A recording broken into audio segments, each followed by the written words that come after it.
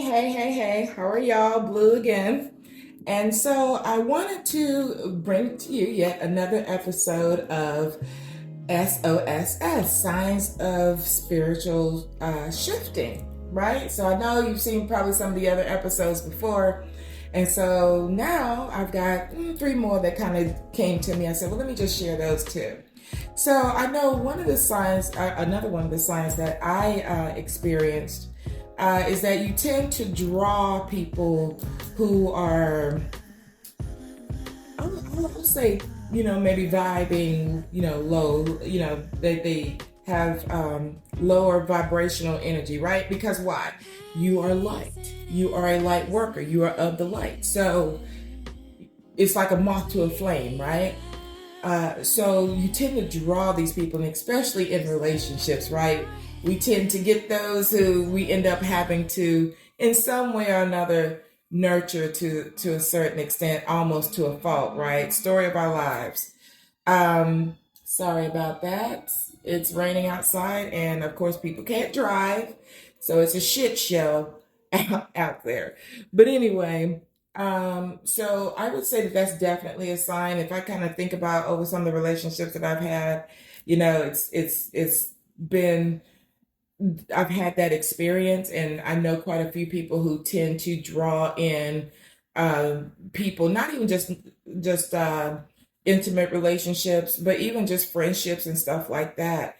That it tends to be, people who, for whatever reason, are needing the light to make them whole. But you got to be careful with that, because once they experience your light, they can get hooked on that and therefore become almost, like energy vampires, right? Like they just want to take. And if you don't watch it, you'll realize that they're not reciprocating back to you. And that's never fair. There has to be an exchange, and an even give and take, right? So, but when you are a light worker and you're being spiritually elevated, your light is shining, and your energy is so bright, and it's attracting that, because they're needing that to make themselves whole. Just be cognizant of that and recognize it when it's there, and bring it to the forefront. Set boundaries, right? Lesson that I'm still learning, in life, is to set those boundaries. And sometimes I wait too late because I'm a nurturer by nature.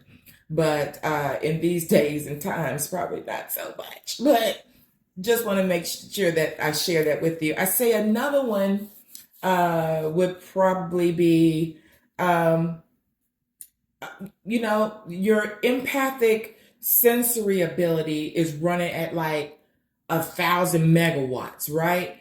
You can be in different spaces, in different rooms, and you can just feel the energy of either what was there before, or if there's something that's not right in the room, or if there's something that's really good in the room, you'll feel, you just can't deny it. It's like you become that. I can tell you about a situation that literally happened to me last week. And I was out in this one neighborhood that I had never been in. And while I was there, all I kept feeling was this anxiety, and like, I gotta get out of here. And I just was restless, and I just was uneven and unsteady, and that's not like me. And I'm like, why am I feeling like this? This is not my energy. This is not my energy. Where am I at? And it just, the place just looked just like it was chaotic, and it was, hurt, and it was, just downright just evil, and just mistreatment. And I felt the energy of I need to get out of here, and help me get out of here. And I just started feeling that, and I'm like, let me get out of here, because this is not my energy. And so the next day, the city is Crownsville, Maryland, right? And so the next morning, when my eyes popped open, before I could even get, Ashe Ori out my head and giving thanks to my Ori and to spirit, and before I can do that into my hands, before I can even form my mouth to give my morning thanks when my eyes pop open every day, the first thing that comes out of my mouth is Crownsville. And I'm like, let me look up and see what Crownsville is about. And so I looked it up, and come to find out, Crownsville used, and where I was I had a mental institution for Black people, right?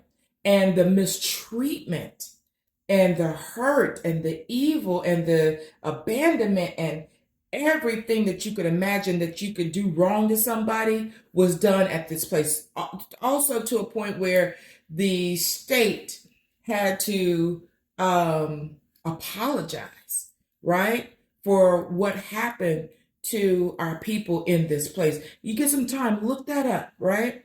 Crownsville, Maryland, and it was the mental institution or the asylum that was only where only Black people could go. There were kids in there who were in a room, would be in a room, bare floor, no toys, no nothing. There would be grown men who are sitting in their own filth that couldn't even do for themselves, and nobody would do anything for them.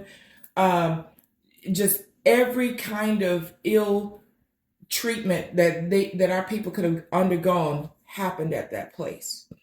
And what Spirit led me to hear was that while they were thinking that these people were mentally insane, what they really didn't realize is that they were really mentally enlightened, and they had trouble articulating that. And because they couldn't understand, now I'm preaching, because they couldn't understand who they were, they throw them in these asylums and try and make them crazy. And they weren't any more crazy.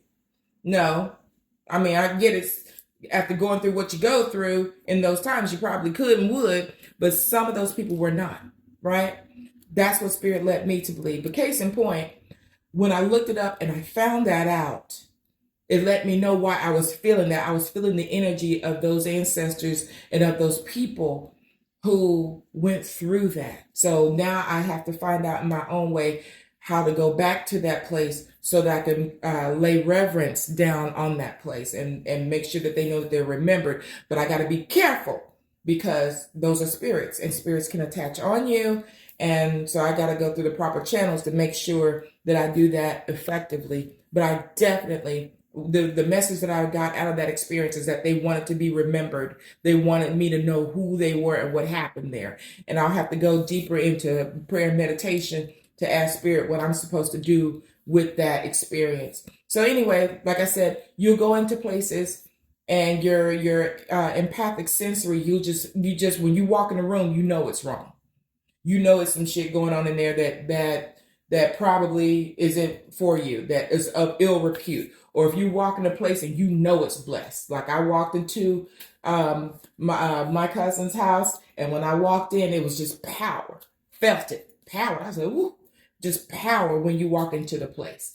So that will kick up. And I'll say the last thing that I'll share with you today is that sexually, we love talking about sex, getting booty. Sexually, you realize that sex is a ministry. You realize that sex is, you start seeing the metaphysical part of sex. It's not just an act. It's not something just to be doing. You understand the importance of it. You understand that it's a give and take, that it's reciprocal. You are wholly engaged in the nurturing aspect of intercourse because it is intercourse, right? You see it just from a metaphysical standpoint, and you're careful about who you share that energy with. Ladies, be careful about who we give this yoni to, because that's power, right? And so I'll give you this little tip and I'll let you go. If you really want to see something and see the magic happen and see how spirit is moving when you're going through this act, get your camera with night vision, turn off the lights, and when you're going through that, let that camera run and then go back and watch the footage. And let me know if you see energy, white orbs shooting across the room. That's a whole other story, but that's what I have for you today. Have a